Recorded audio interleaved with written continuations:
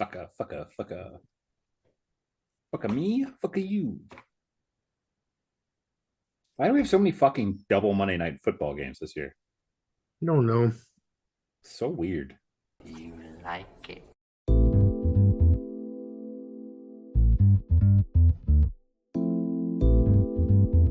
Welcome to View from the Top of the Goalpost.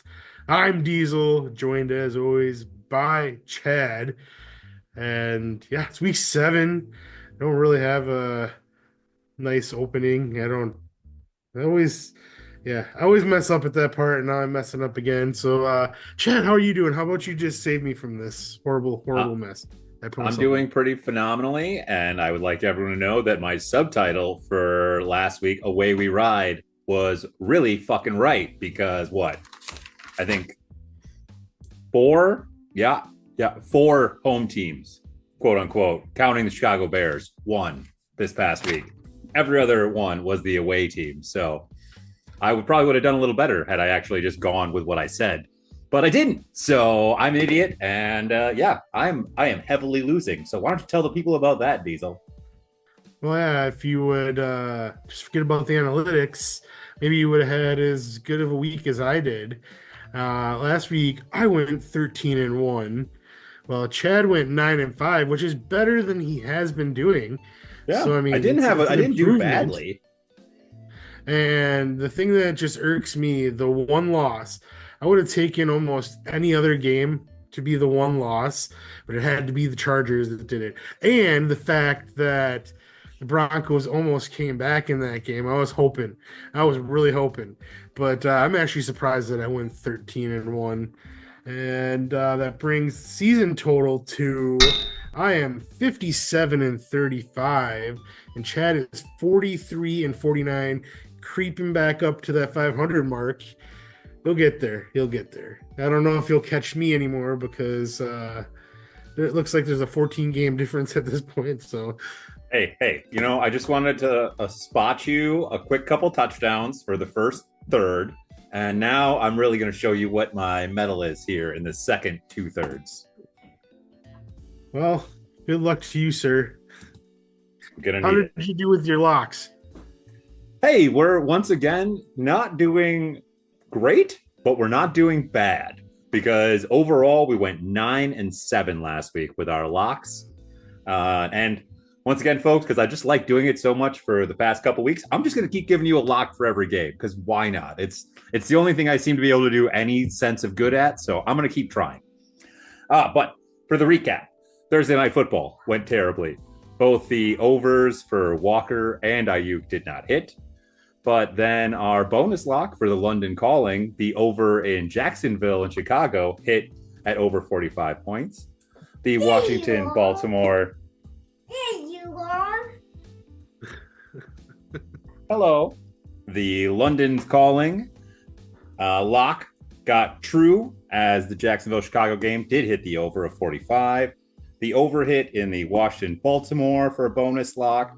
The heart lock, once again, was incorrect. So, true man to my word, I will stop putting that against the Green Bay Packers, at least this week. Right, you will. And Houston definitely covered against the Patriots, even though Drake May looked decent to good.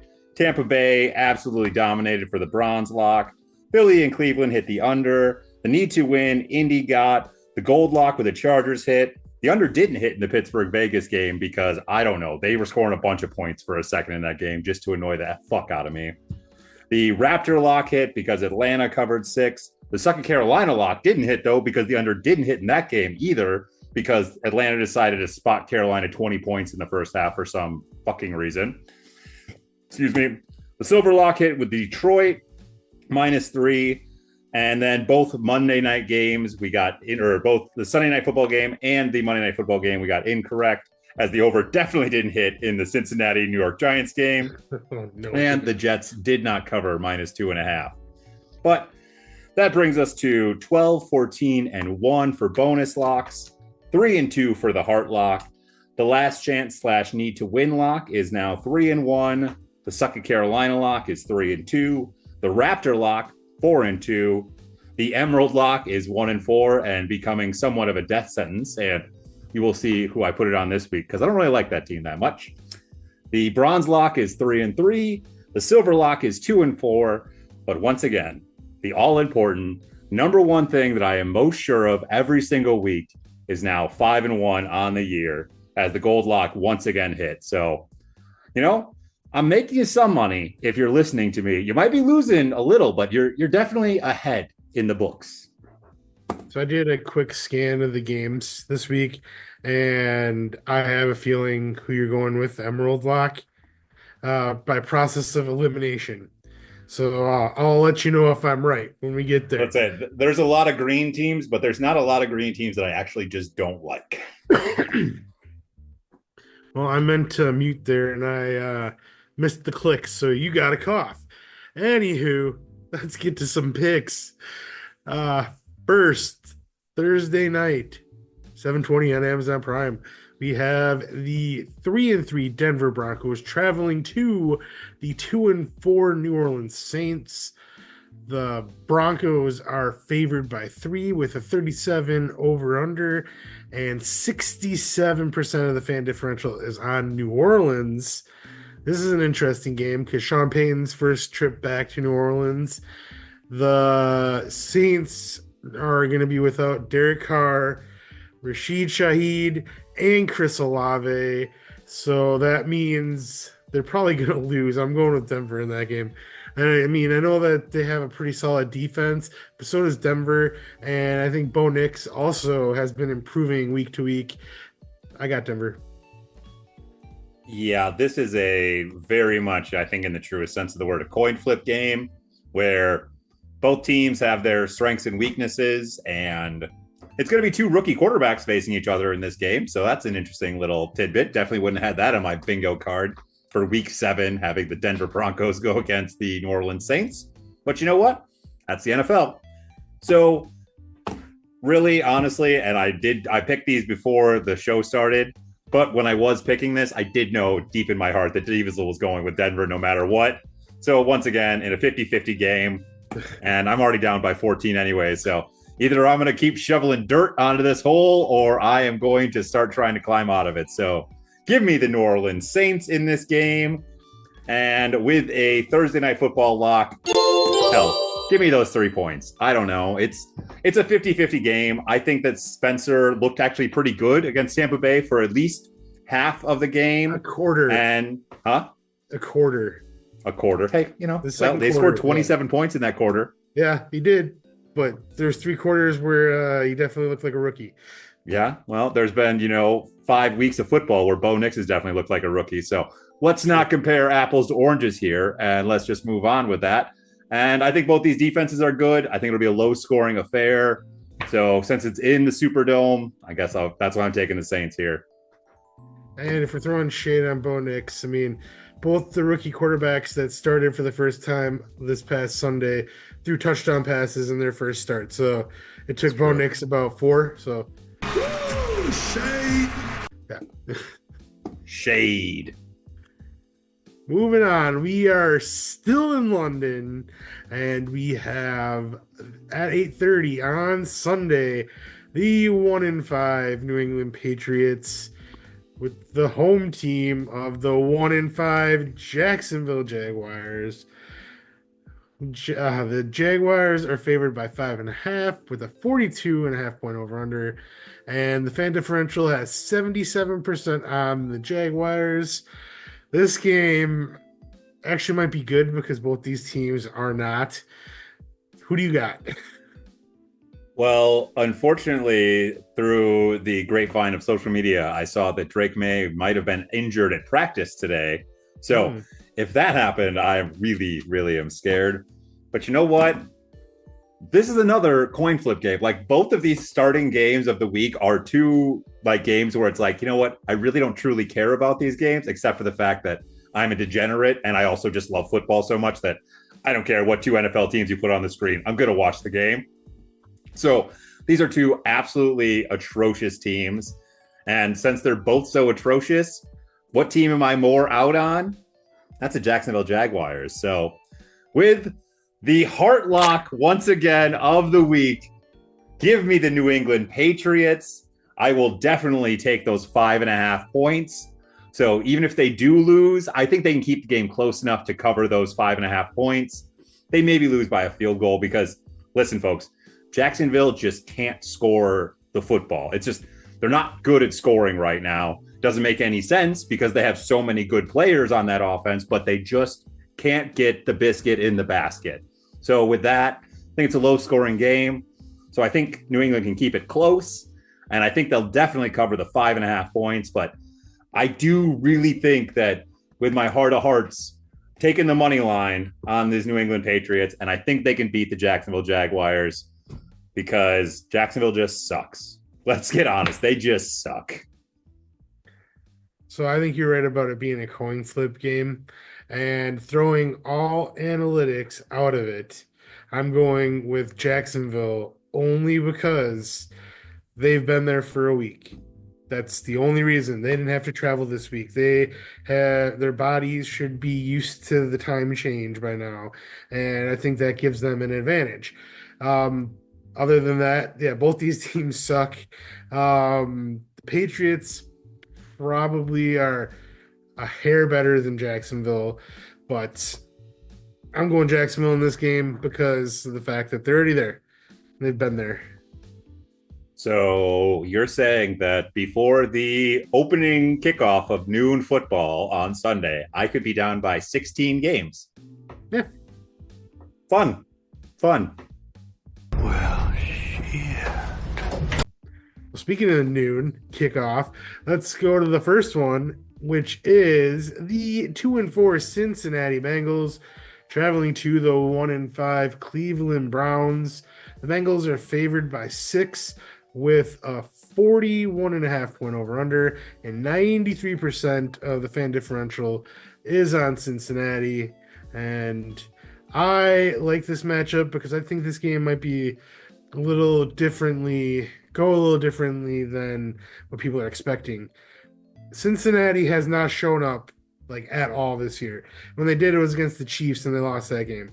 But other than that, they just kind of been. What about against Bengals. Baltimore?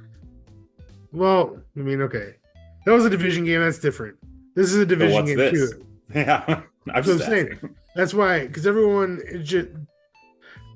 is on Cincinnati in this game. Like it's like a foregone conclusion that Cincinnati is going to win this game. But even though Cleveland doesn't have Amari Cooper anymore, they are getting an addition back this week, and that is Nick Chubb. And who knows how much he's going to play. And I think that if he's even like 75% at what he was before, I still think he's going to be able to get some yards on the Cincinnati defense. But I'm not taking Cleveland because I think that even though Nick Chubb might be successful in getting yards, I think it's going to be Cleveland's getting field goals and Cincinnati is going to be scoring touchdowns. And that's why I'm taking Cincinnati, because even though they haven't been very good on defense, their offense has been pretty good. And T. Higgins last week had a great game. Jamar Chase has been playing pretty good the last 3 weeks. And Joe Burrow has been playing like Joe Burrow. So, yeah, I got Cincinnati. Yeah, I completely agree with you on everything you've said. I think Cleveland's defense took a huge step back this offseason. I don't really know why. I don't feel like they lost that many players or anything like that, or really lost anything, but for some reason it's just not going as well as it did last year for them. And they really can't stop people like they did. And with that, their offense can't put up points at all. Deshaun Watson is a garbage fire, and they definitely should be starting Jameis Winston in Cleveland. And I don't know why they're not. Well, besides the fact that they owe Deshaun Watson $1 billion. So, that's just that albatross in the room. But yeah, I think it's the give me owner, Cincinnati in this game. Huh? I think it's the owner, to be honest.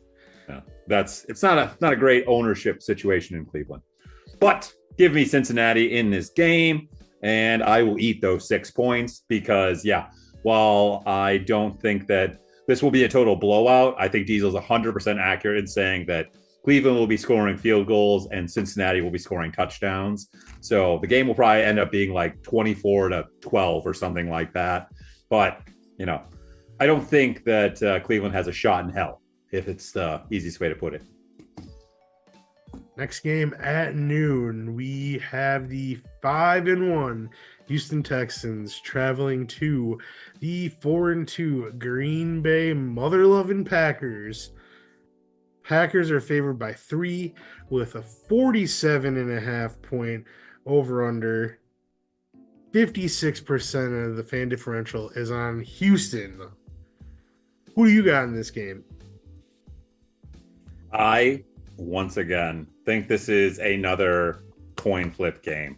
And not a coin flip game because of the reason that the other earlier games were, because they were two shitty ass teams, but because I think both of these teams are rounding into midseason form for their offenses. And I have been going back and forth on who I have in this game. I will tell you right now, though, with the golden lock of the week, take the over in this game, folks, because 47.5 points, that's low. That's low. I don't even care if we get into the fourth quarter and it's still, they're only like 28 points.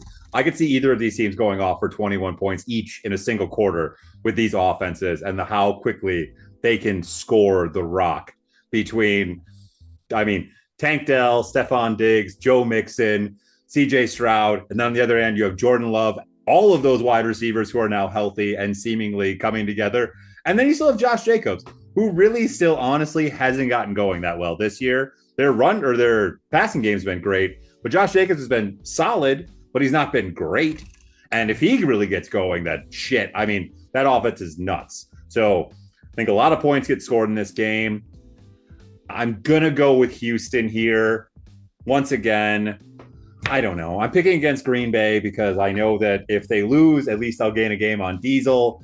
And honestly, I'm just rooting for a good game. Obviously, I'm going with the Packers. I think them playing at Lambeau makes me less worried. I don't know why. I just feel like, and plus, it's the whiteout game. It's the winter warning uniforms this week. They stole from Minnesota. What'd you say? Oh, they stole from Minnesota? Whatever. We still got championships. What do they got? Nothing. Yeah. Anyways, I wish this game were on Sunday Night Football because I don't know why the schedule makers didn't think to put this game on Sunday Night Football to begin with. There's only one other game that I could possibly see that might be, or two. I could say Detroit, Minnesota, or Kansas City, San Francisco might be better matchups to be in primetime. But, come on. Looking at the whole slate of games this week, how did it not either get at least the main 4:00 game or something, or the 3:00 game? It's not even a game of the week. It's because there's the rematch of the Super Bowl from last year. I think that's what did it. I think that's what put that one over the top. But this could be have the freaking preview of the Super Bowl this year. Premium or on Sunday Night Football, though. Stupid. Right? Fucking Jets. This could be the preview of the Super Bowl this year, though. Could be.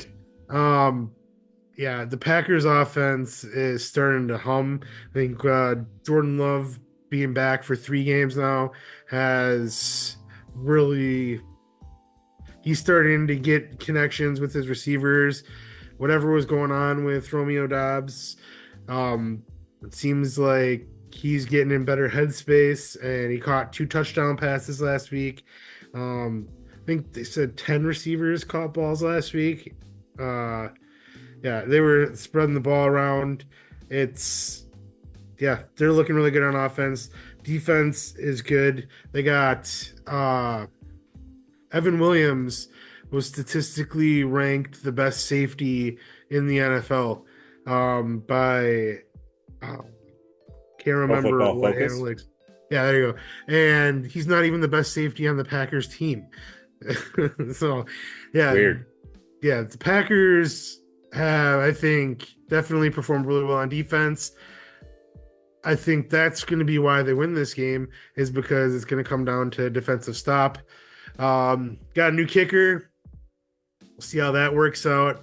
And like whatever happened before, that happened, whatever. Um, not saying that I don't care. Just it's a football thing and just whatever, you He know. was acquitted. Yeah, he was never found guilty, even though I don't know. It's a very fishy story, and I don't know how does it happen on a team flight of all things. Think that that'd be the one place you wouldn't want something like that to happen. Whatever. But my question is why in week 7 are we in this situation looking for a kicker? Like, why doesn't this figured out before the season started? It's mind-boggling. After being so consistent for like 15 years with Mason Crosby, that was one of the best things is you knew that Crosby was coming back every single year. So this is very infuriating for all Packer fans, but hopefully it doesn't come down to a kick. I think it's going to come down to a defensive stop by the Packers. So it's going to be a one-possession game. Could even be, let's say the Packers win by 4.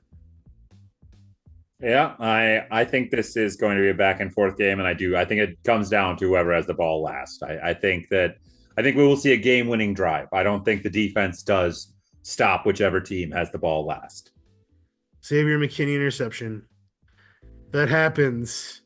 You're gonna clip that, and that's gonna be the beginning of next week's episode. You got it, Ace. Next game at noon, we have the 2-3 Miami Dolphins traveling to the 3-3 Indianapolis Colts. The Colts are favored by 3 with a 43.5 point over under, and 82% of the fan differential is on Indianapolis.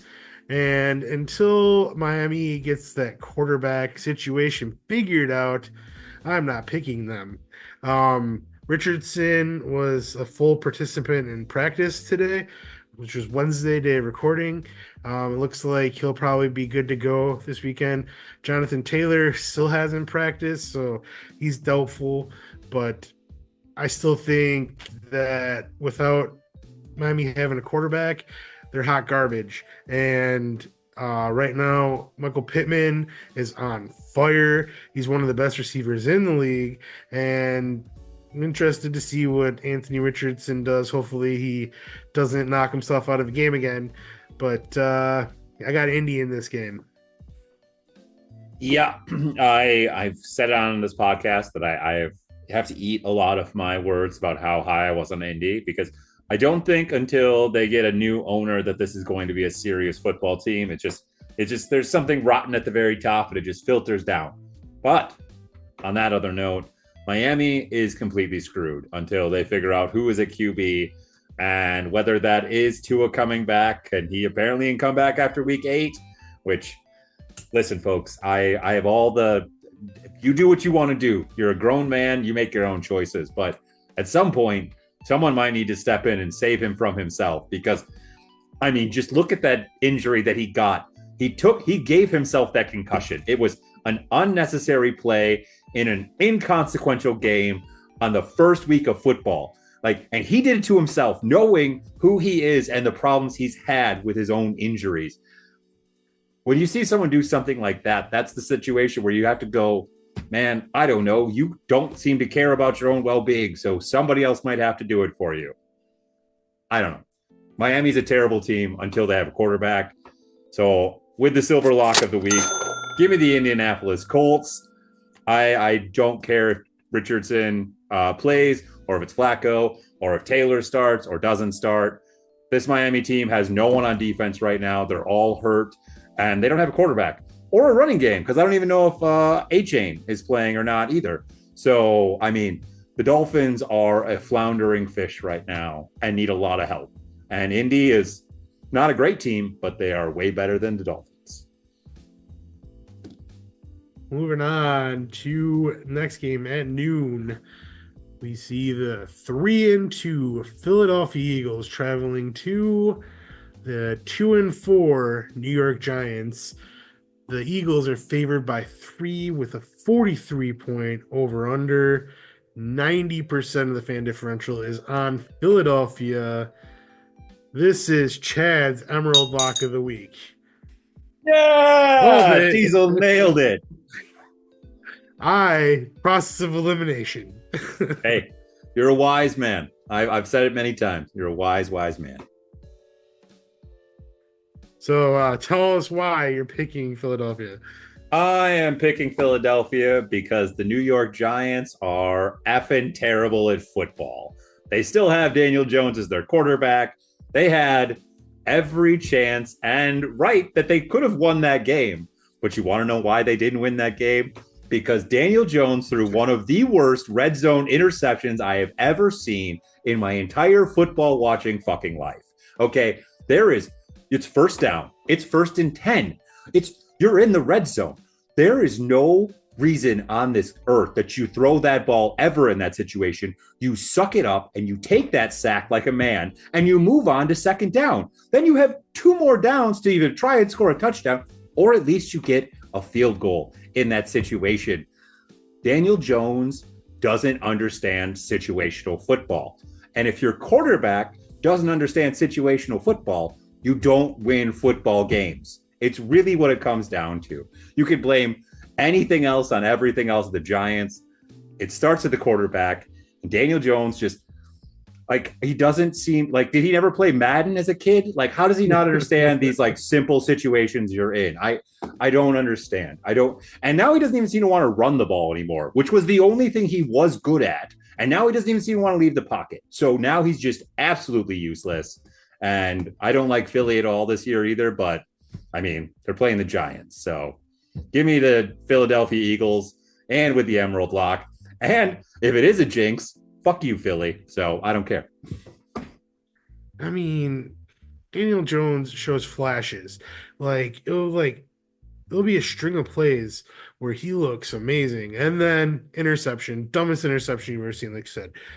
It does not make sense. If the Giants had a quarterback, they might be decent. That defense is for real. Like, they shut down Cincinnati, pretty much the whole game. I've seen some New York Giants fans begging for them to trade for Matthew Stafford, which I mean I don't see happening, but if that happened, that would be interesting. With Malik Neighbors, I don't know, man. Matthew Stafford's on the trade block? No, I don't think so. I think that just, fans being fans, they want a quarterback. The Rams have 1 win so far this year. So I guess they're just thinking, well, if there's any quarterback that might get traded, But yeah, I don't see that happening. But yeah, if they had a quarterback, they might be decent. I am also going with Philly. I think that Saquon Barkley is going to want to have the game of his life. And, didn't even think about that. Yeah. Yeah. Yeah, I got Philly. Even though they almost lost to the Browns last week, which is very embarrassing. And Nick Sirianni, I don't know what he's doing. He shaved his head and he looks like he's even more on a bender than he did before. So he really does look like he is in The Hangover Part 4 or something and just slowly going further and further off the rails. Man, he was talking trash about beating the Browns, screaming at oh man, he needs to be fired. For real. He is not the guy. I can't believe that he went to a Super Bowl. No, I don't know how.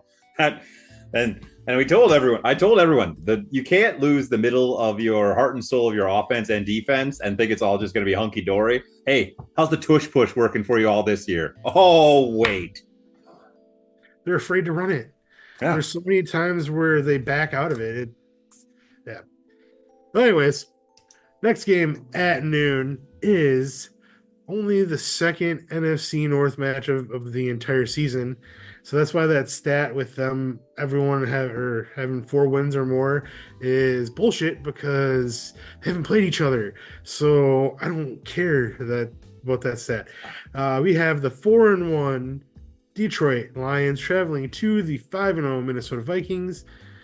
The Vikings are favored by 1.5 with a 51-point over-under, and 61% of the fan differential is on Detroit, and I am too. And I know Minnesota is coming off their bye, but did you see how Detroit just dismantled the Cowboys?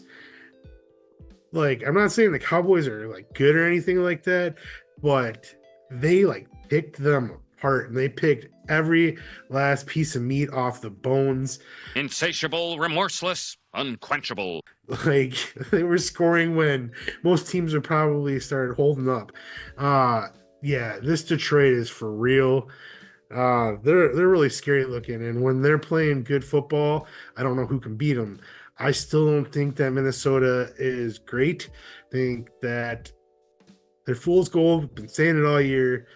I hope we get a good game. I know that with the loss of Aiden Hutchinson, which is horrible.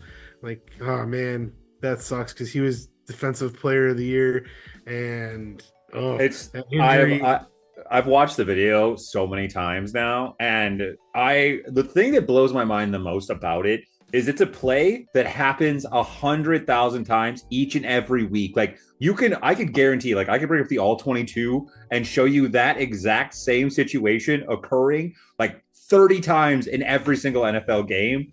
And the fact that both his tibia and fibia just melted and his leg literally looked like rubber as it just bent around that other guy's leg is one of the it's like the Theismann injury in the way that it's just so freaky that you don't ever think you're going to see something like that. And like all the prayers and such to Aiden Hutchinson, but also I can't stop watching the video. It's like a train wreck for me, but it's just Well, they do say that he should be ready for training camp next year, so that's at least some good news out of this unfortunate situation.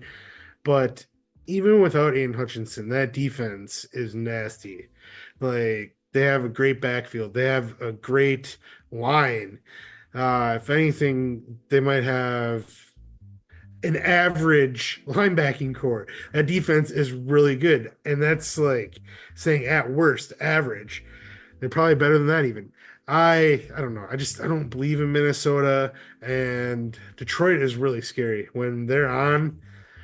Like, the mentality that Dan Campbell has brought to this team, like, everybody's bought in, and I'm scared that the Packers still have to play Detroit twice this year.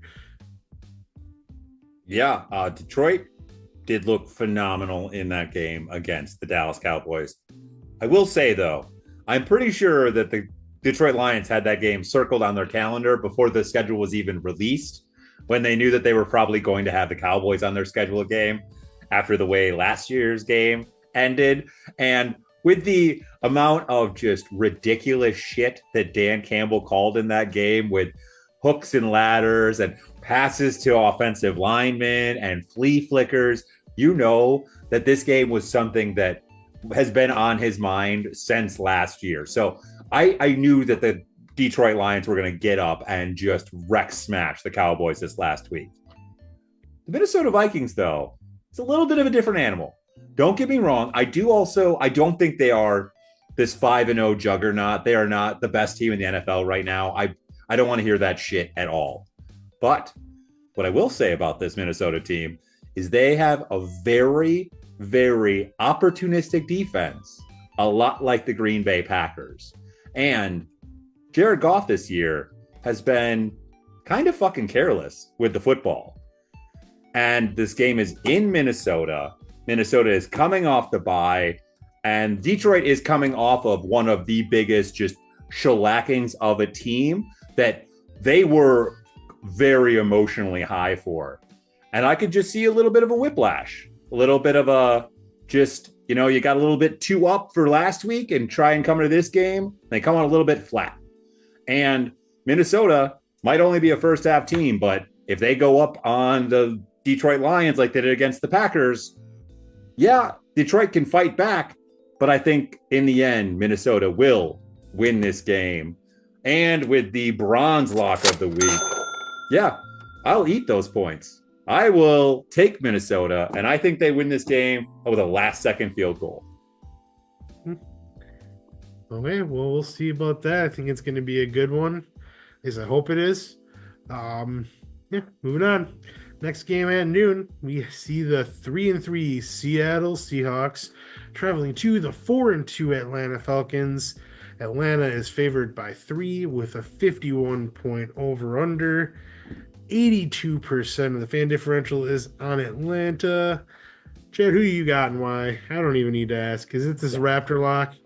This is the Raptor lock of the week, folks, because suck it, sea chickens. But yes, no, I will eat those 3 points for the Atlanta Falcons. Boys and girls, ladies and gentlemen, children of all ages, or however you choose to identify, this is the Atlanta team that I was talking to you about in the offseason. And you know what? The defense hasn't even pulled their heads out of their asses yet. So this team could be leagues better in a month or so if any of these guys finally decide to rush the quarterback at any point. But this Atlanta offense is out of freaking control right now. Kirk Cousins is dealing. Bijan Robinson finally had a good game, 2 touchdowns, not 100 yards rushing, but close to it. Tyler freaking slow-ass Algier even had a touchdown and 100 yards rushing.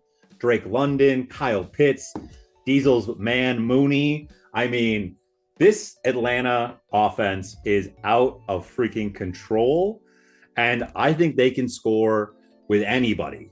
I don't think there's a defense in the NFL that can completely hold them down if they are cooking, and they are really starting to get it together. It's in Hotlanta where they always play better. The Seattle Sea Chickens are traveling cross country for the early game. This is a bad situation for the Sea Chickens. I feel like Geno Smith is regressing back into a pumpkin, and I have Atlanta in this game, and I am all over this line because -3 feels very, very low. I have Atlanta in this game as well. I am not as confident as you are in Atlanta in this game just because Seattle has lost 3 in a row in a very winnable division for them this year. I think that I don't know what I'm trying to say. I mean, I got Atlanta, but I still feel like they're going to keep this one close. They have weapons. They have weapons on both sides of the ball. They can run the ball, and if they are successful at running the ball, that's when Geno starts throwing it to Tyler Lockett and then throwing it to DK Metcalf and like spreading the ball around. And Atlanta at times has fallen to the run. So I think Atlanta's going to win this game because, like you said, Seattle's traveling cross country. It's 3-hour time difference. They're going to be 10 a.m. their time. And Atlanta, I got Atlanta in this game because I do agree with you. Their offense is starting to click, and their defense hasn't reached their full potential yet either, even though that front line is nasty. I really like Atlanta's front line. They might be one of my favorites in all of football. So, got Atlanta. And they have one of the best safeties in football as well back there. So, if that defense can do what it can, I still stick with my preseason pick for my Super Bowl. I still could see Atlanta Falcons taking on the Baltimore Ravens. Well, that's not a problem for right now. Our final game at noon is the 1-4 Tennessee Titans traveling to the 4-2 Buffalo Bills. Buffalo is favored by 9 with a 41-point over-under. 99% of the fan differential is on Buffalo.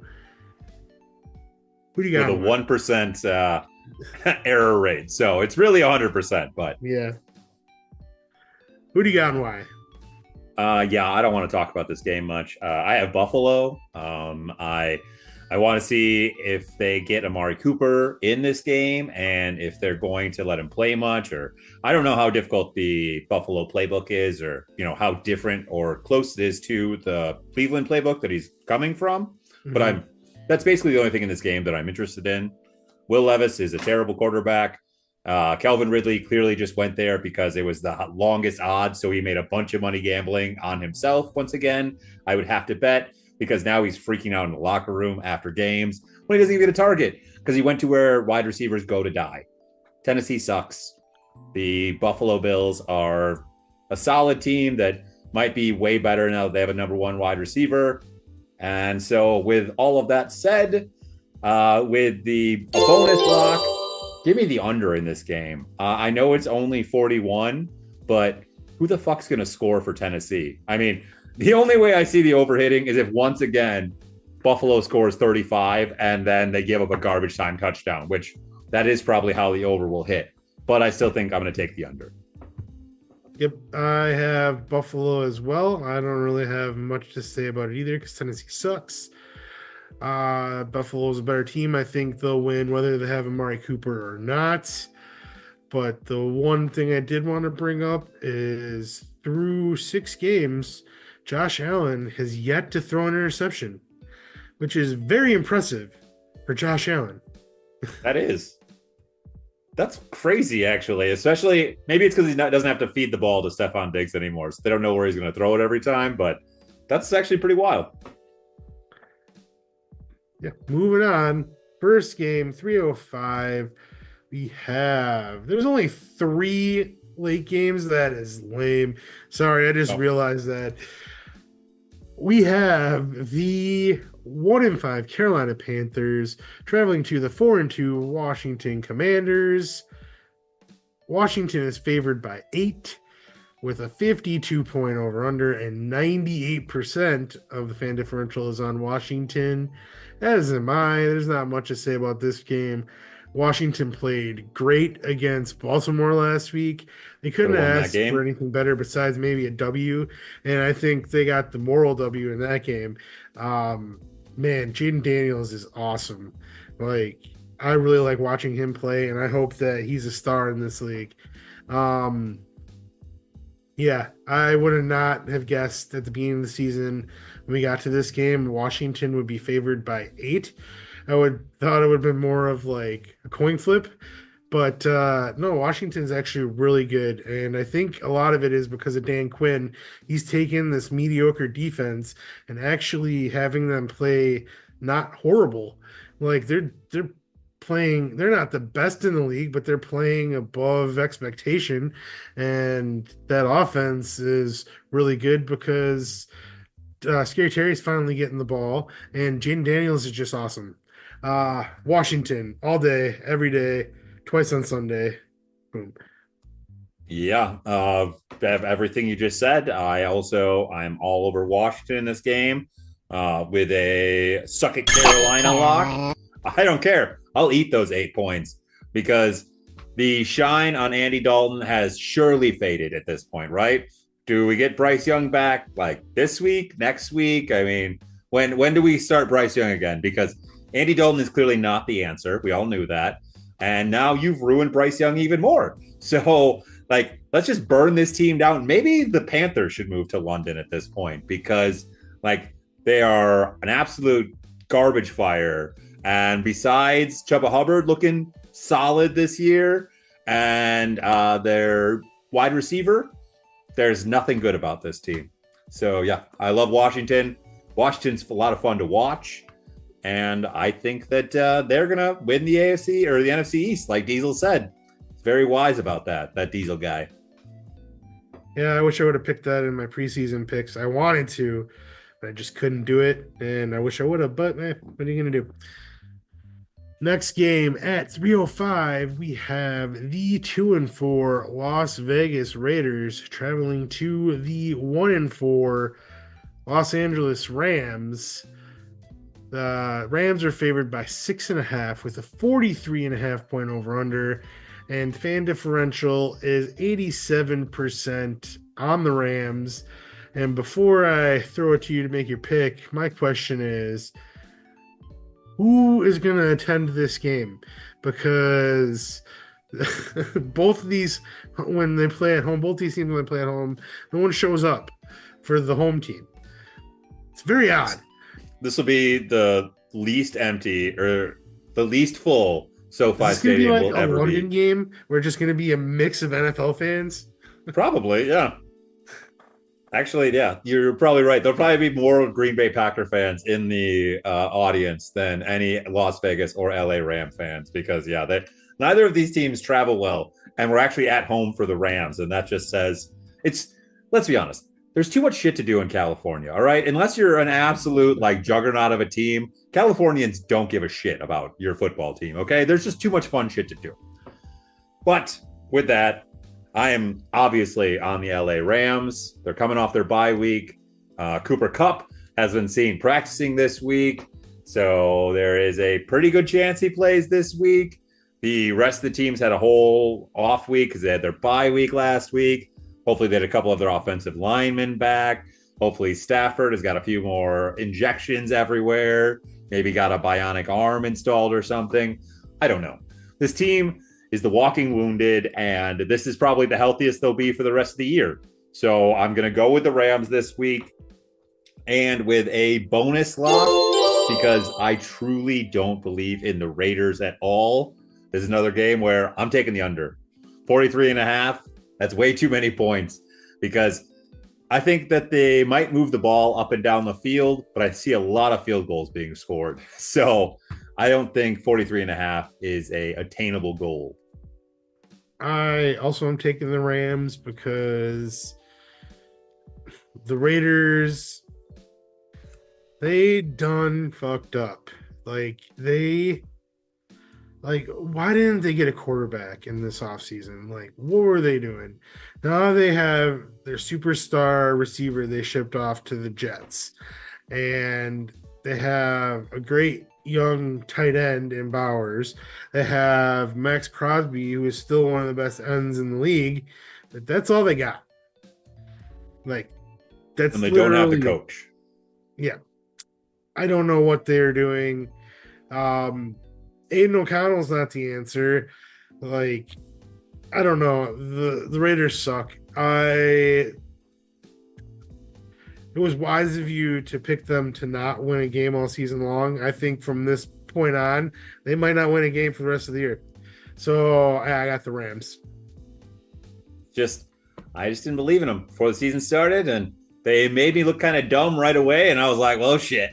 But then they became the Raiders that I thought they would be all year.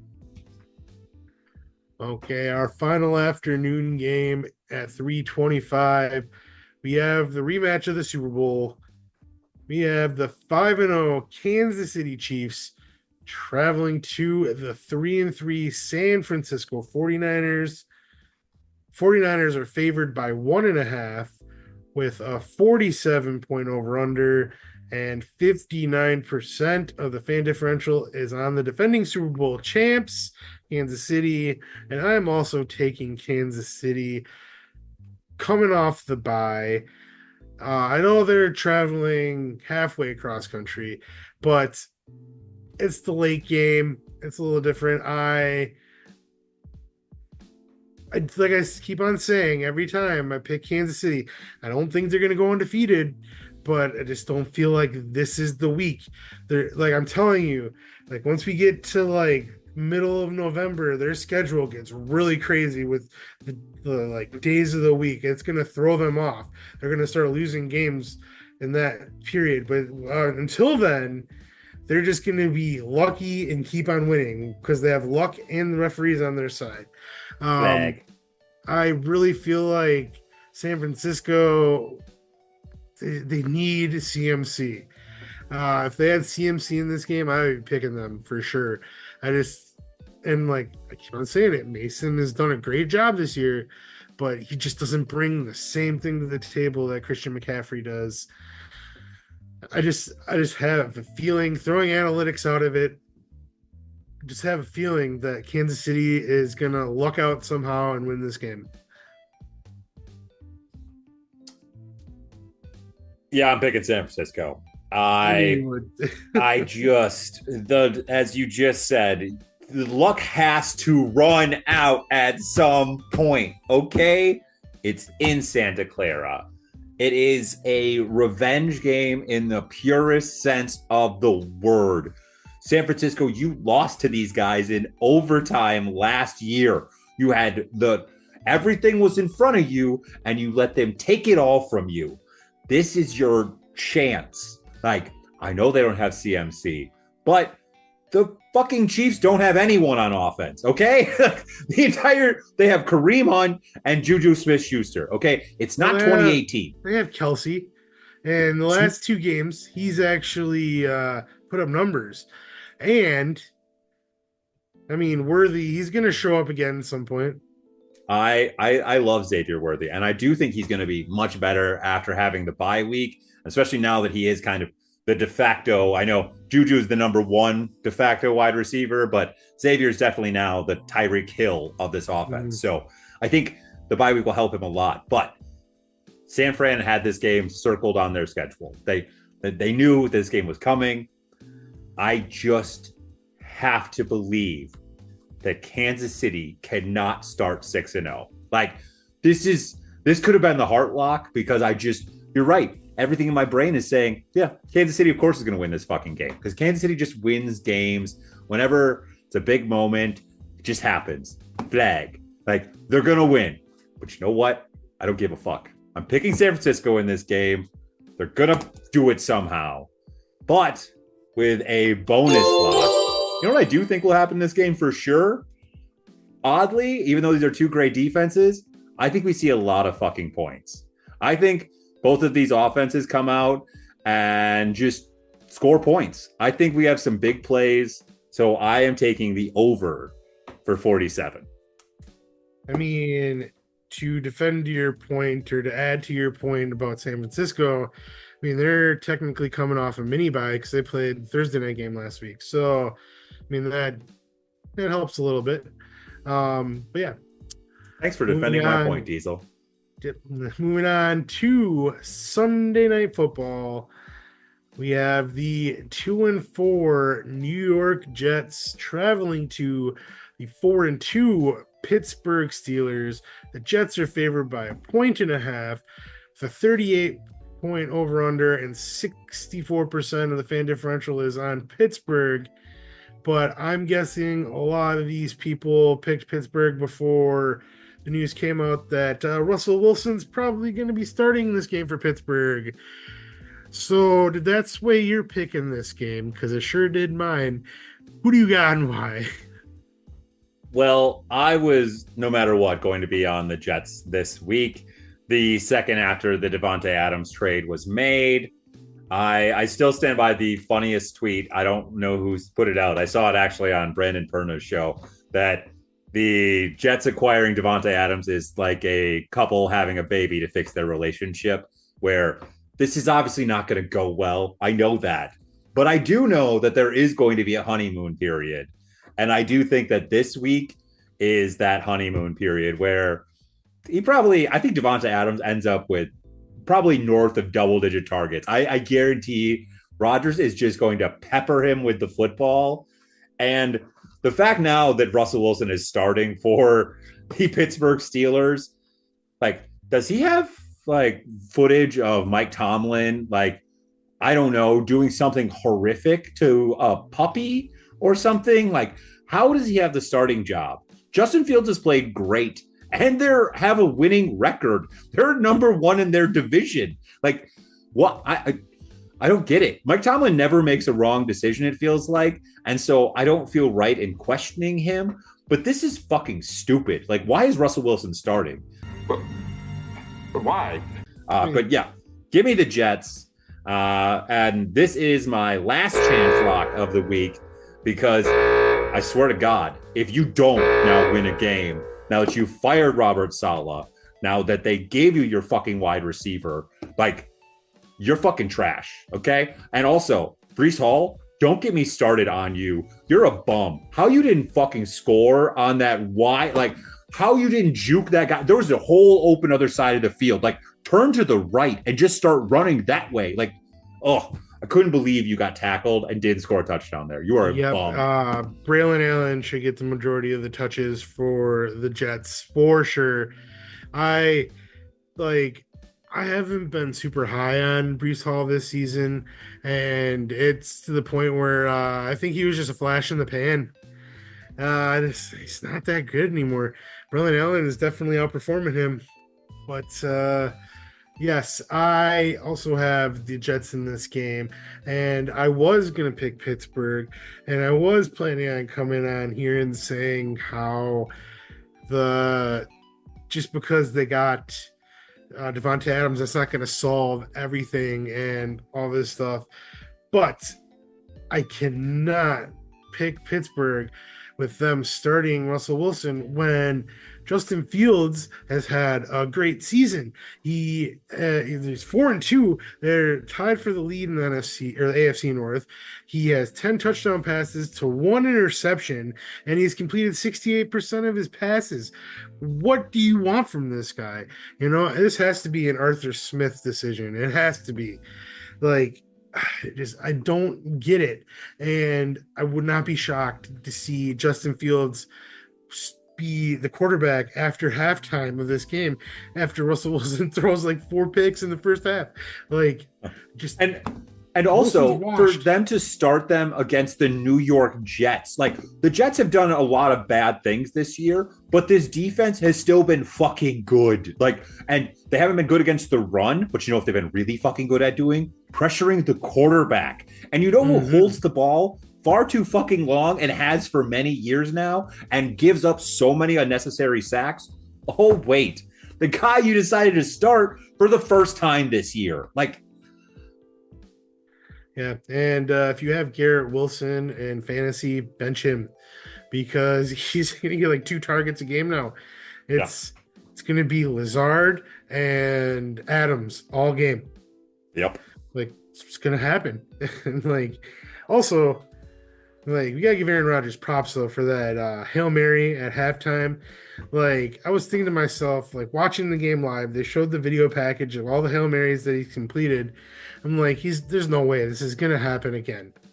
And it like, does. A perfect throw right into Lazard's hands. Like, how does this happen? How are these never intercepted? Like, how does he find his guy? Like, it's impressive. He's the best Hail Mary thrower of all time. Yeah, it's crazy. But yeah, got the Jets, Jets, Jets. And moving on to the doubleheader on Monday night. We see first game at 7:15, the 4-2 Baltimore Ravens traveling to the 4-2 Tampa Bay Buccaneers. Ravens are favored by 3.5 with a 49.5 point over under, and 78% of the fan differential is on Baltimore. And this game hurts my soul because, like, I mean, I'll admit it, I'm a bandwagon jumper. I always jump on some teams. And the last couple years was Miami, and I've fallen off. And I would say my 2 teams, like AFC, NFC, were probably the Buccaneers and the Ravens this year. And now they're playing each other. So this game is really hard for me to pick because I think that this really could go either way. Because Baker has had some games where he's been almost perfect, his quarterback rating wise. But then Derrick Henry has had some games where he can't be stopped. Both defenses have been up and down. Like, you don't know what you're going to get. Like, I don't know what team's going to show up. And if both of them have their best teams out there, is it going to be a shootout or is it going to be a defensive struggle? I don't know. But I'm very excited to watch this game. So once again, taking analytics out of it, I'm going with Baltimore because I just feel like, and deep down in my gut, that they're just the better team.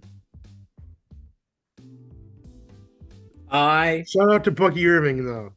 One of my favorite rookies this year.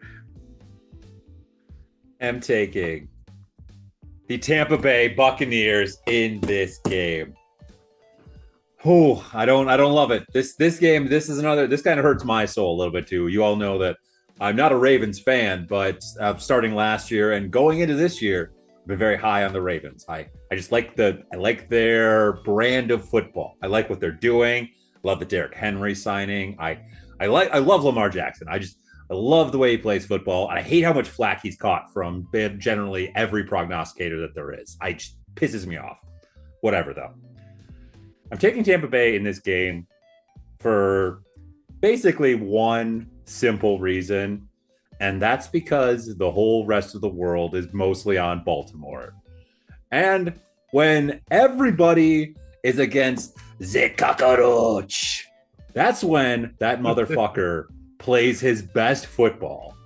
And we already had a thriller from the Tampa Bay Buccaneers on a primetime game.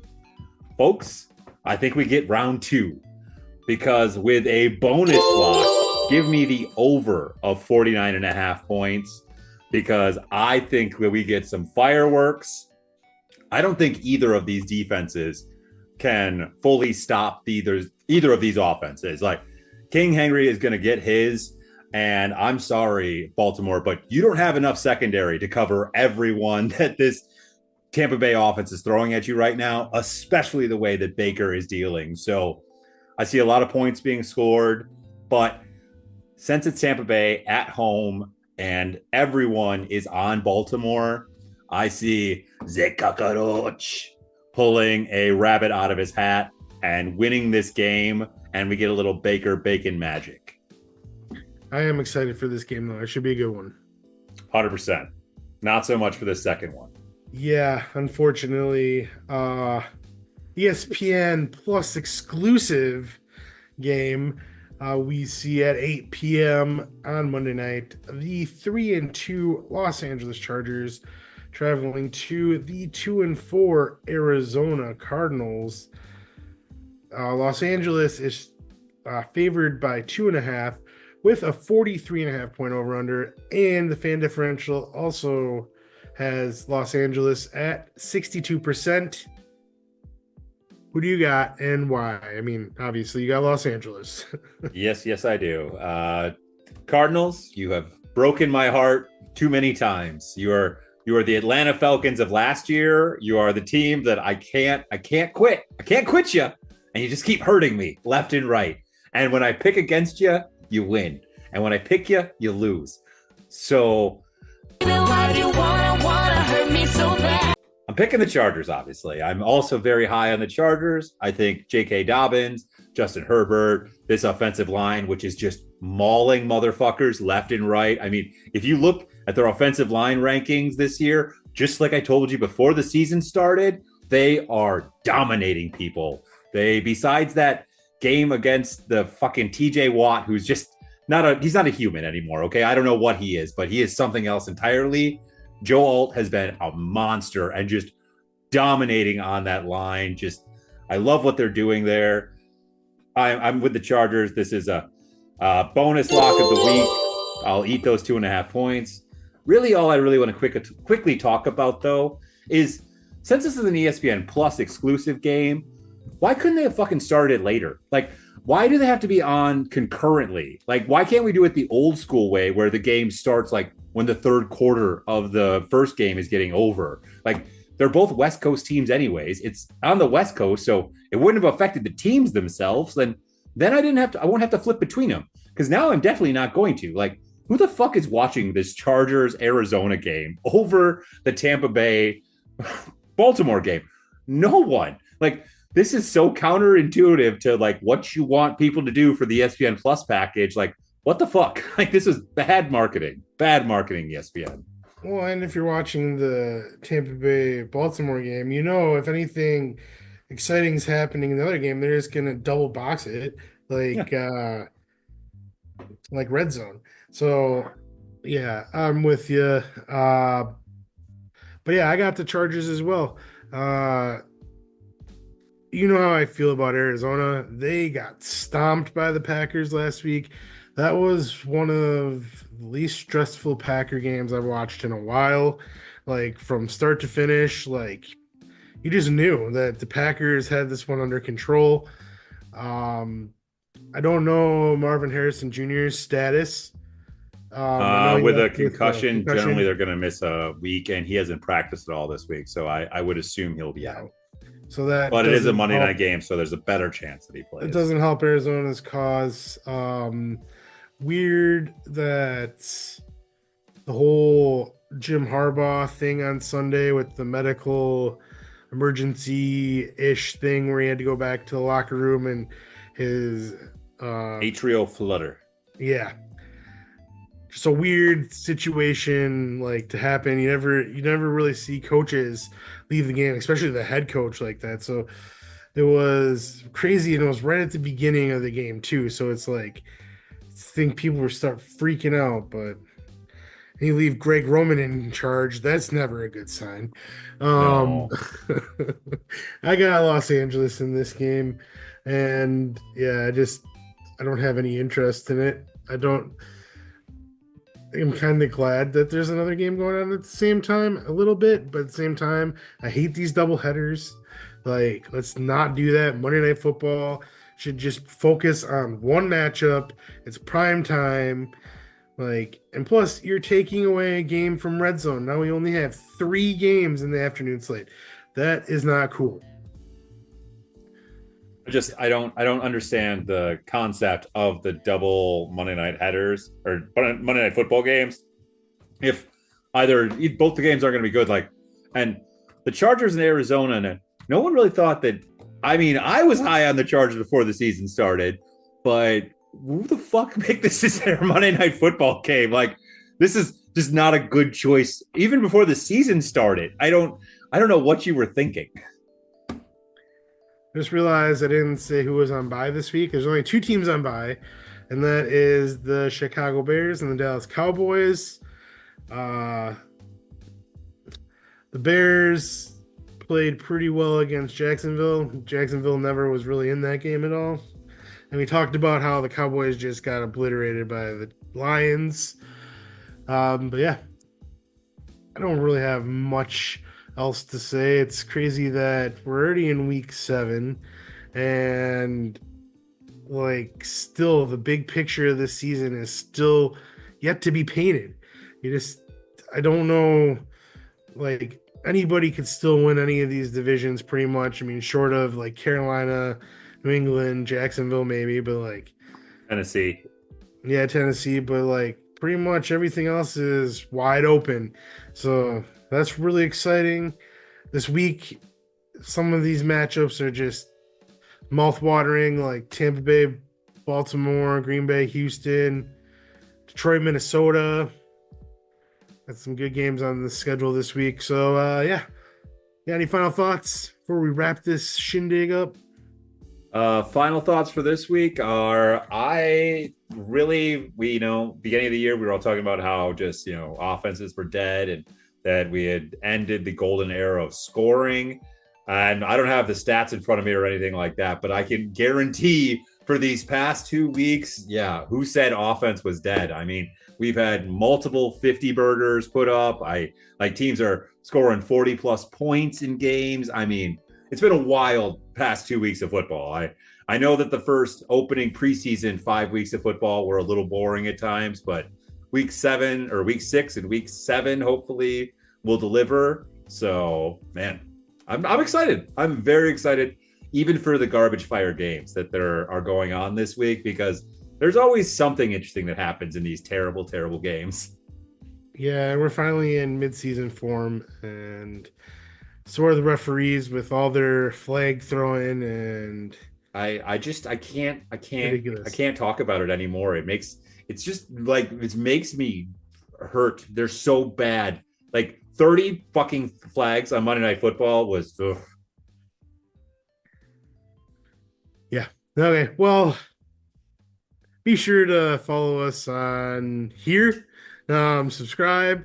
Wherever you're listening to us, watching us on YouTube, hit that notification bell so you know when we upload a new episode. Also, hit that thumbs up, because if you don't, Bo is showing you exactly what will happen to you. Get him, Bo. Claw your eyes right out. Other than that, leave a comment. What do you want people to comment this week, Chad? This week in the comments, put what do you think is the most bullshit call the refs have made so far this year. You have a litany of choices. I mean, literally, there's so many you could point to. I like it. But until we meet again next week to pick week 8, I've been Diesel. He has been Chad. And Let's watch some football. Bye. This has been a Visionaries Global Media production. Visionaries Global Media, envisioning excellence on a global scale.